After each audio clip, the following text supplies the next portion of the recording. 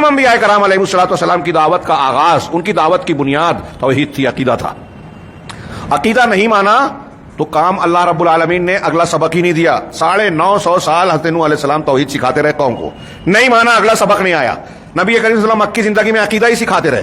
حبشہ کے بادشاہ نجاشی، ان کی وفات ہوئی، اللہ کے نبی صلی اللہ علیہ وسلم نے صحابہ کرام سے کہا کہ اپنے بھائی نجاشی کے لیے نماز جنازہ پڑھو۔ غائبانہ نماز جنازہ ان کی پڑھی آپ نے۔ نجاشی وقت کے بادشاہ تھے اپنے ملک کے، حبشہ کے، لیکن کھل کے نماز روزہ نہیں کر سکے۔ اسلامی حکومت قائم نہیں کی۔ ہمارے اسلامی حکومت قائم کرنے کا جو دعویٰ کرتے ہیں، غور کریں کہ وہ عقیدے سے مسلمان ہو گئے تھے، کھلے طور سے نماز روزہ اسلامی احکامات پر عمل نہیں کر سکے تھے، نہ اسلامی حکومت کا نفاذ کر پائے تھے، مگر ان کی وفات ہوئی تو نبی کریم صلی اللہ علیہ وسلم نے نماز جنازہ ادا کی اور اللہ کی طرف سے کوئی نکیر نہیں آئی، یعنی اللہ کا حکم ہوا، جو رسول کا عمل ہوا۔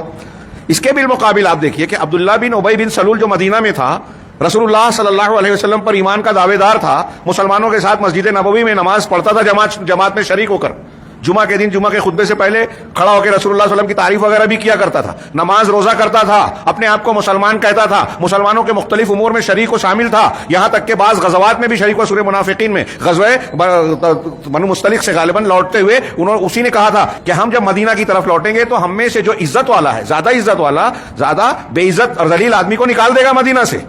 عزت والا وہ اپنے آپ کو کہہ رہا تھا، اور عدل نعوذ باللہ رسول اللہ صلی اللہ علیہ وسلم کو۔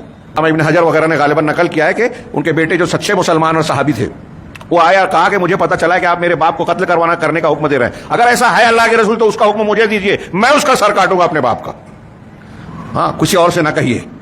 تو بہرحال جب اس کی وفات ہوئی تو یہی سچے جو بیٹے تھے، انہوں نے آ کے اللہ کے نبی صلی اللہ علیہ وسلم سے آپ کی نماز جنازہ پڑھنے کی درخواست کی۔ پھر آپ نماز جنازہ پڑھانے چلے گئے، لیکن آپ نے نماز جنازہ پڑھی تو قرآن کی آیت آ گئی سورۃ توبہ، لا تصلی علی احد منہم مات ابدا ولا تقم علی قبری، کہ آپ یہ لوگ جب مرے ان میں سے کوئی شخص ان منافقین میں سے تو ان کی نماز، ان پر نماز نہ پڑھیں اور نہ ان کی قبر پر کھڑے ہوں۔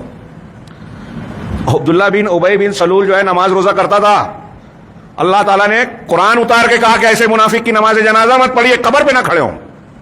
نجاشی نے کھل کے نماز نہیں پڑھی تھی، اللہ کے رسول نے نماز جنازہ پڑھی، اللہ نے کوئی ممانعت نہیں کی، مطلب اجازت تھی اللہ کی۔ کیا معلوم ہوا اس سے؟ بنیادی ایک سبق دین کا تمام مسلمانوں کی جماعتوں کو، افراد کو یہ پڑھنا چاہیے۔ غور کریں ان دو موازنے کے واقعے سے میں یہ بتانا چاہ رہا ہوں کہ زیادہ اہم کیا ہے عقیدہ، یہ دین جس کو اصول دین کہا جاتا ہے۔